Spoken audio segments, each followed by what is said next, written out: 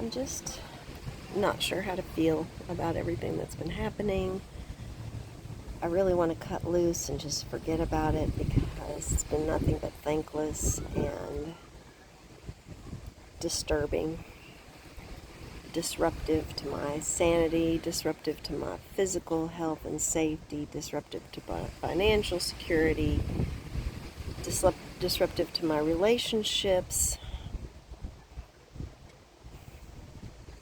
And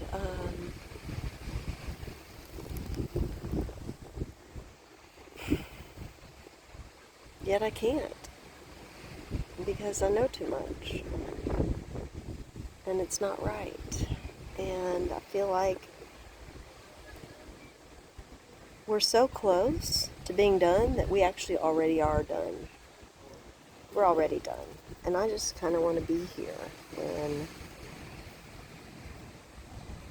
it's time to cash in the chips. I mean, let's talk about the $1.5 million that they've set aside and earmarked for a disingenuous audit.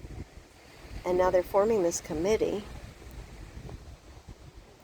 which has people like Lindsay Tishner already serving, and we already know where she came from. And in fact, she's related to Greg Tishner, who kind of was part of the solution until he wasn't, just like a dog bite.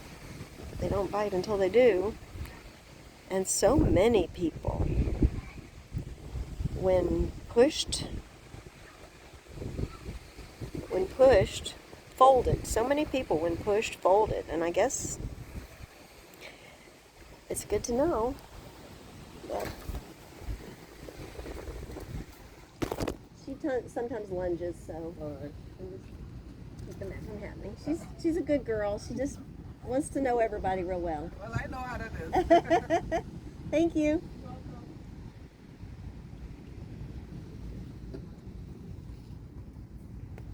Sit. Alright, sorry, I had to get my wine. Yum. So,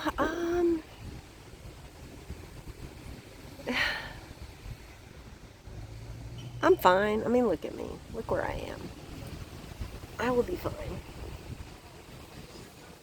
Although I really don't feel like I can go back to Kentucky. I don't feel like Kentucky is going to be the same. It's already not the same. So when shit like LMAS announces that they're closed until further notice, without any explanation for a couple of hours, and I'm skeptical, and people want to say that I'm always starting shit when I'm just finishing shit. At the end of the day, I got to do what I know to be right and not worry about what people say.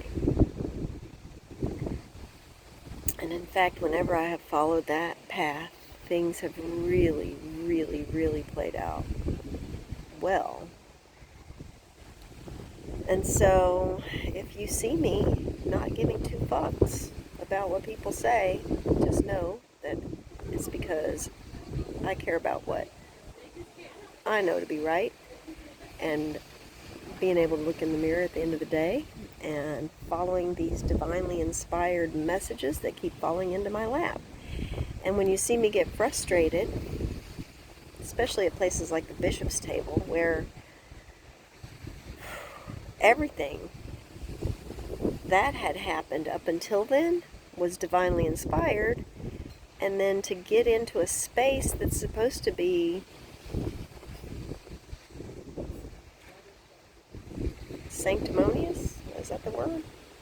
Sanctuarial? Maybe sanctimonious is what I got. But it's supposed to be a sanctuary. It's supposed to be a respite. It's supposed to be a haven for believers. And to be in that space and to not only not have my message to be able to be delivered the way that I felt inspired to do, it was sabotaged and manipulated and bastardized.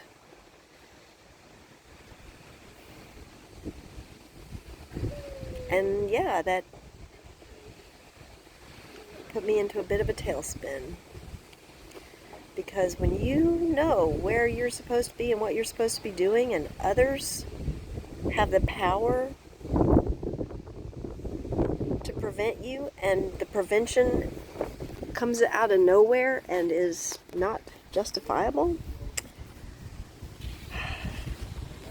that's pretty sinister. And then on top of that, to have people tell me that my mental health is the reason why my message couldn't be understood and that I blooped out.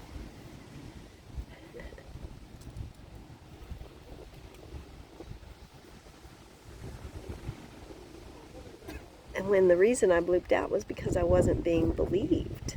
I was being told that my message was not important enough to justify talking more than 59 seconds, even though you can watch the entire meeting and the room full of people talking for much longer. And even the following week, 2 weeks later, when Tyra Walker goes to talk about whatever she's talking about. What are you doing? I need you to leave it alone. Leave it alone. Sit. Sit.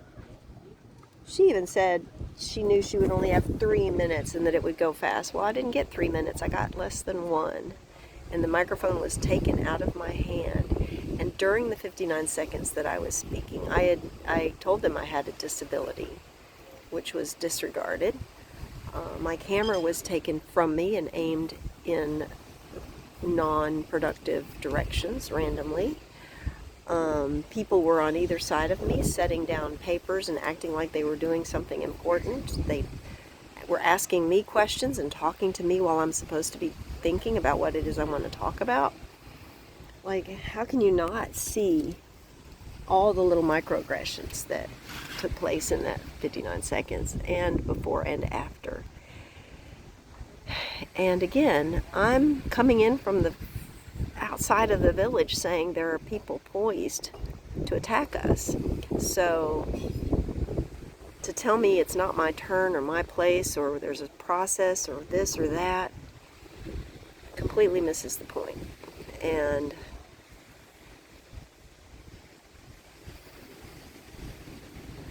I'm still really bothered by it. I'm still really bothered by it, obviously. But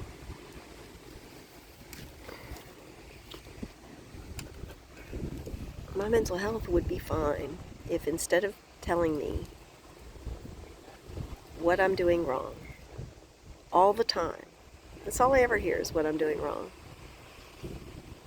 But I don't see anybody else doing it at all, much less better. So how can you know I'm doing it wrong?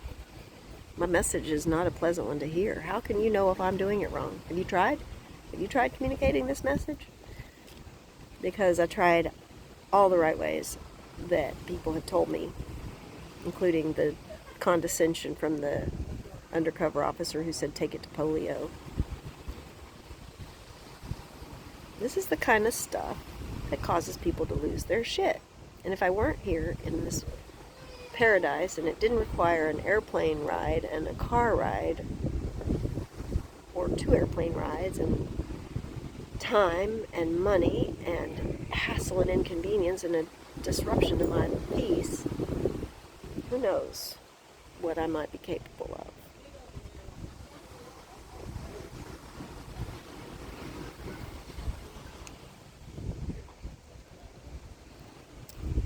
I'm still trying nonviolent means. You guys are still condemning it.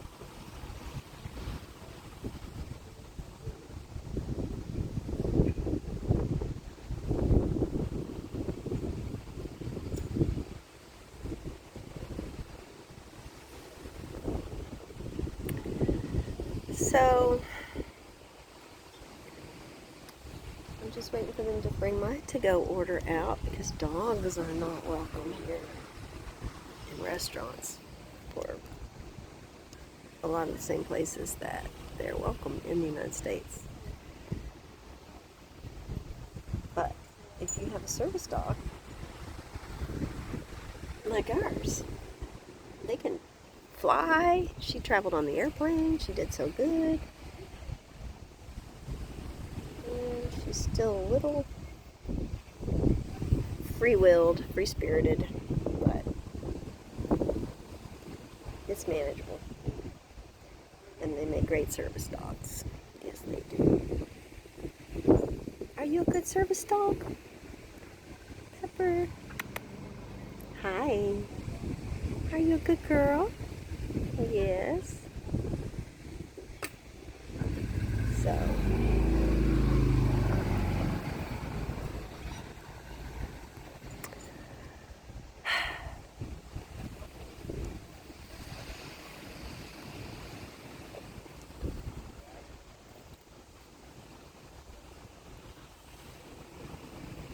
But we can change all that.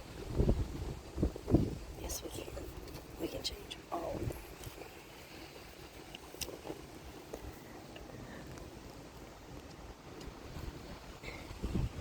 You see flies?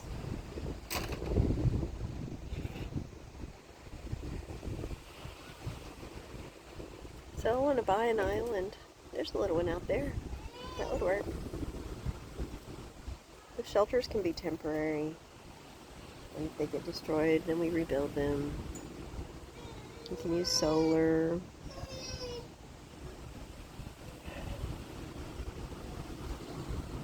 Make our own water.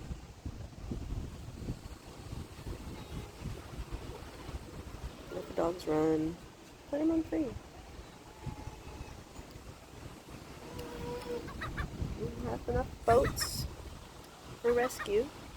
And everybody gets off the island in time. Build a bridge, in fact. I don't know what I'm talking about anymore. All I know is we can't dream about what could be when we're not even doing what should be. And we know that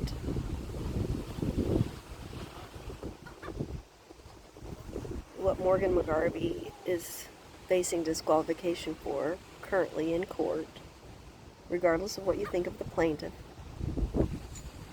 can't let bias affect your ability to discern facts. And the facts are that there is a law on the books that says you can't do what they did. And they did what they did. And so now there's a lawsuit, a valid lawsuit with merit. And I've had one group of people tell me that it's not illegal what they did. Even though they're not a lawyer and they're not a judge, and it says so on the books. Just because they've always done it doesn't mean it's not wrong. And there's another group that says they didn't do that. They didn't do those things. Well, they did, and we can prove it. And not only did they do it this election cycle, but they did it 2 years ago, and we documented a lot of it. I documented a lot of it when they stole it from Attica Scott. And John Yarmouth prematurely endorsed and made all kinds of bogus claims and called it reverse racism and said that Carla Wallace had written a letter to the editor, which I guess was never published, but he must have got an advance copy of it or something, I'm not sure. They managed to keep it out of the paper. And he characterized that letter as saying that Attica was entitled, which I highly doubt Carla said. But again, why would you punish Attica for something Carla said? Attica would have won the general if she'd have been left to her own devices in the primary. They put their thumb on the scale, and influence the outcome unfairly, which is against the law. And even if it's not against the law, it's not right, and it's preventing us from being able to stop the destruction of everything around us. It's preventing us from calling for a ceasefire because Morgan McGarvey is using that seat to take AIPAC money. Instead of calling for a ceasefire, he's pledging aid to Israel, and those weapons are being used against the Palestinians. So let's talk about that. And then 2 years before that, they put their thumb on the scale, and Amy McGrath won the primary against Charles Booker, even though everything indicated that Charles won. So I documented that. I have a website called Believe in Booker, and I did a Facebook page where I interviewed the people who had been denied the right to vote. And it's coordinated. It's not one person or one party or one group of people. It's several groups of people. And sometimes they may not even be working with each other, but there are conspiracies taking place that give unfair advantage to the white establishment Democrats. I'm sure it's happening in the Republican Party too. I'm not close enough to the Republican Party to have documented it. I am close enough to the Democratic Party. It's why I left the Democratic Party, I believe, in 2021, after they did something that prevented me from having a seat at the table and a chance to run against my senator in 2020. So, again, I documented what happened to me. And then there are also the teachers' union elections. In fact, the playbook is the same, whether it's the Democrats or the union executives, or the PTA executives, or the Alliance to Reclaim Our Schools, who I called out, the chair who pushed me and Latasha Harrison and denied the groups that wanted to stand up for our schools, especially for black kids, especially for black teachers, especially for teachers that are being harmed by the union, like Kimberly Mucker Johnson. Like, he wouldn't help us stand up to JCTA. He let JCTA put their thumb on the scale and unduly and unfairly influence the activities of our coalition, so much so that we started one outside of the coalition, and then he still went out of his way to sabotage us. So when I see him giving misinformation at Bishop's table, causing even more harm, they wouldn't let me speak. That was bad enough, but then they let the man who's been causing harm speak, and then they let Bob DeVore speak, who has ties to Frank Simon, and that's someone who's affiliated with the Southern Poverty Law Center hate group. So I'm not the terrible person you guys have been led to believe that I am. The people who are allowing all of these infiltrators to dominate are the bad people. And all I'm trying to do is call attention to it. And I'm sorry that makes people uncomfortable. I'm sorry that makes people think I'm doing it wrong. But instead of telling me that I'm doing it wrong, tell the perpetrators that what they're doing is wrong. And take the time to understand what it is I'm trying to say and do it better. If you don't like how I'm doing it, why aren't you doing it too? Why aren't you doing it better? Why are you silencing me? The only reason that I can think is that you must be in on it. And on that note, I'm going to enjoy